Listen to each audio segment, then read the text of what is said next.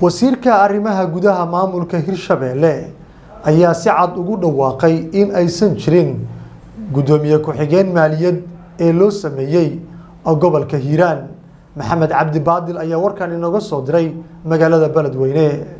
wasiirka arrimaha gudaha dowlad goboleedka Hirshabelle Maxamed Cali Caadle oo ku sugan magaalada Beledweyne xarunta gobolka Hiiraan oo shir jaraa'id u qabtay saxaafadda ayaa sheegay warqad maalmahan baraha bulshada lagu baahiyay oo la sheegay in lagu magacaabay gudoomiye ku-xigeenka maaliyadda gobolka Hiiraan in ay ahayd warqadaasi mid been abuur ah oo uusan ka warqabin wasiirka arrimaha gudaha dowlad goboleedka Hirshabelle Maxamed Cali Caadle. maanta shirkana jaraa'id wuxuu ku saabsan yahay warqad been abuur ah oo shalay ay hadal hay social media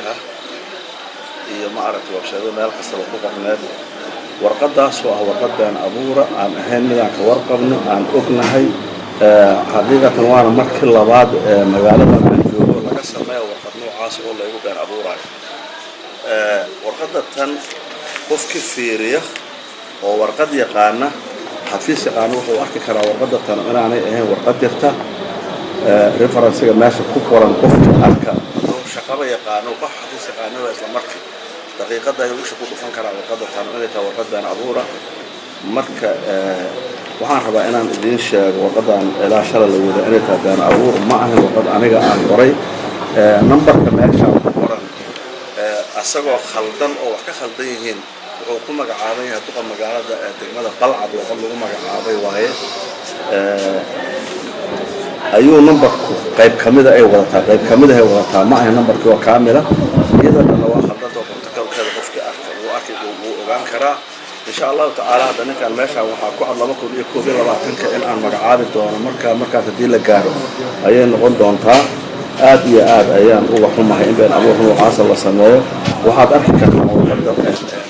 qayb kamid ah warqadan fiiri calaamadan ilaa inta laga gooyay oo beenta waa tanaawa waa dareemi kartaa qof la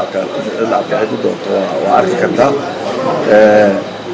waa tanaawa waxa calaamadii oo jiitinta heeray hoos ku leeyahay qayb kamid ah la bixiyay waxaan hadda meesha ku qoran waa wax la qoray xataa ma ahayn waxa anagu warqadeena wax laga sameeyo ma ahan waa dareemi kartaa af Soomaaliga lagu qoray xataa ma ahan qof af Soomaaliga qaan warqad uu qoray ma ahan